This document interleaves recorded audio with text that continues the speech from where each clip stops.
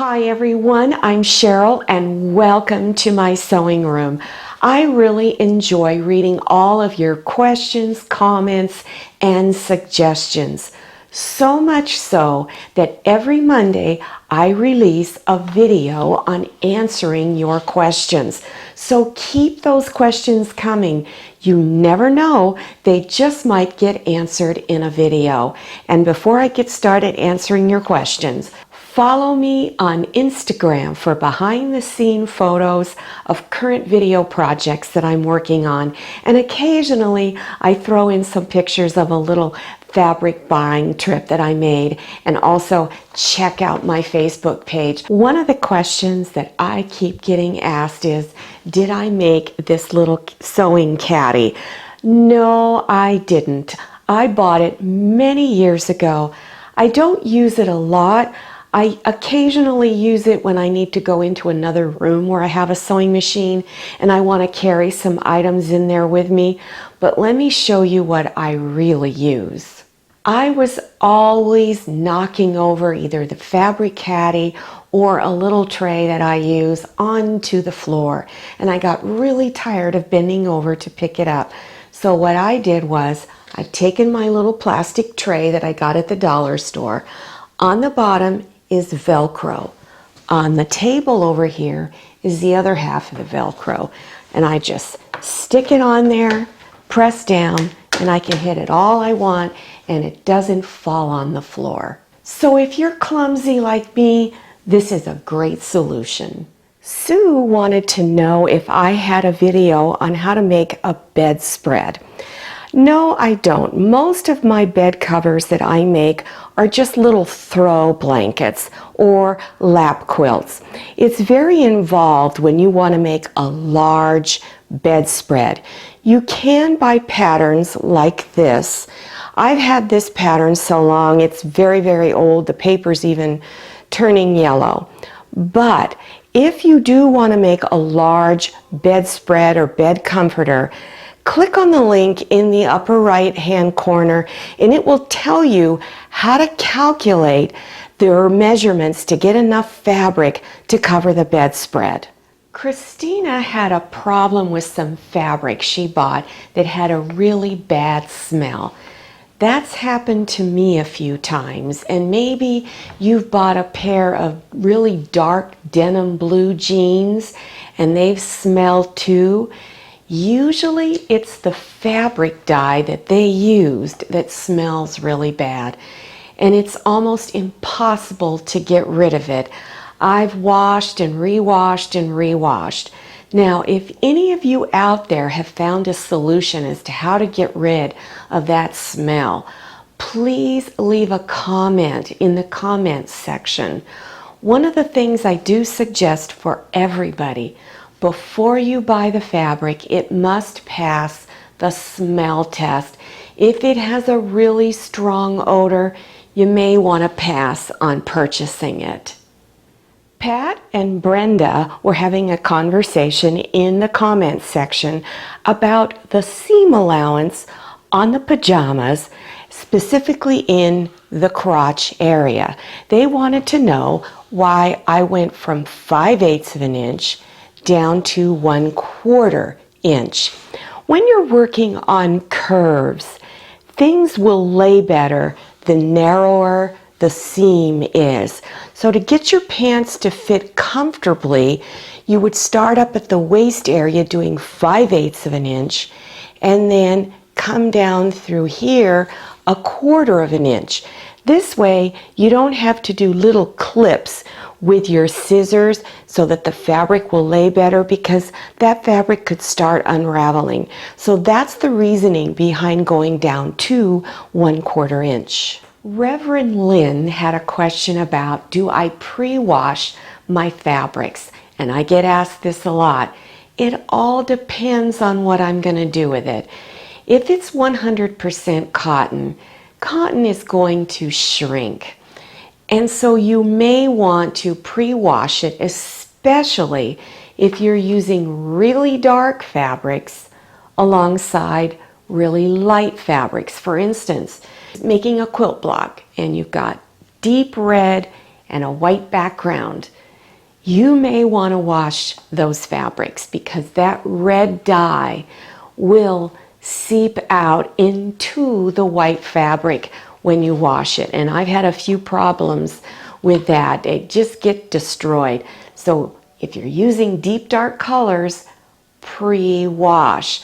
I make table runners out of cotton fabric, and I usually don't wash them at all. You can either Scotch guard them, so all you have to do is wipe it down, or just spot clean. I don't use my table runners to put food on them. Mine are just for decoration only, just to kind of brighten up the table when it's not being used. When we have large groups over for dinner, what I do is I throw a plastic tablecloth on there because my husband loves to make barbecue food, and I don't want that barbecue sauce all over my nice table linens. So I pass on that. I get an old plastic throwaway cloth, and there you go. It solves the problem. Janice and Carol also had a conversation in the comments section about tracing paper, and I haven't used it in many years, but they do still sell it. When I bought my tracing paper recently, they had all of these colors in the package, and it came with these. I also bought, Dritz had a package of 2 in which you had just a plain tracing wheel, just a straight edge on there, or say a solid curved edge. And this one has a serrated edge. And let me show you how you use these. I have 2 pieces of fabric here, and then I'm going to have back sides together. So when you're cutting out a pattern, after you've cut, then you want to mark all of your darts and other markings on it. I've taken a carbon paper sheet, folded it in half, and then placed it in between the 2 layers of fabric. Lay your pattern over your fabric and then use one of the tracing wheels and trace down the lines. Connie had a question on what do I fold all of my fabric onto. I fold it onto these cardboard sheets. They're 8.5 by 11 inches, and it's about 1/8 of an inch thick. You can get the cardboard sheets thicker. I wrap it around like this and use a hair clip to hold it in place. I did do a video on fabric storage solutions. If you're interested in viewing that video, click on the link in the upper right-hand corner. Eduardo had questions about doing quilting stitches. They were having problems with puckering. So I have a video on quilting stitch patterns, and the link is up in the right-hand corner.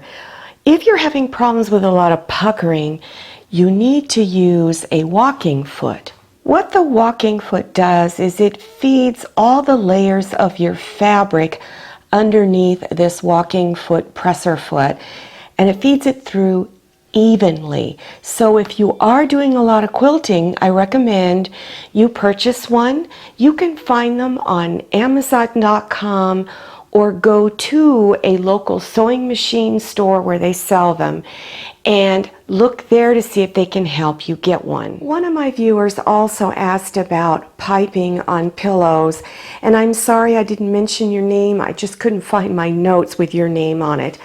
But if you want to put piping, that's what this is right along here. It really makes your pillows look richer and more expensive. But click on the link in the upper right hand corner and it will take you to a video on how to put the piping on a pillow. One last question. How much fabric do you buy when you see something you really like? That's a tricky one because you can get yourself into a whole lot of trouble if you buy too much, because what's popular one day may not be so popular the next day. And I've gotten stuck with a lot of fabric that I never used. So here's the rule I go with for myself. First of all, what am I making and what are the kind of things I like to make most often? I'm a quilter. So usually when I buy fabric to make quilts, I'll buy anywhere from 1.5 to 2 yards. That's if it's just a basic print, if it's nothing really wild and crazy, just something I know I can use in a lot of different projects. So 1 to 1.5 yards, occasionally 2 yards. If it's novelty fabric, I limit it to either a 1/2 yard to 1 yard. That way, if it goes out of style and I decided, oh, why did I buy this? I haven't wasted a lot of money. So really think before you buy. For videos on beginner sewing projects, play this video until a green screen appears and then click on the links. I hope you liked this video. If you did, would you please click on thumbs up, and don't forget to click on share to share this video with your friends.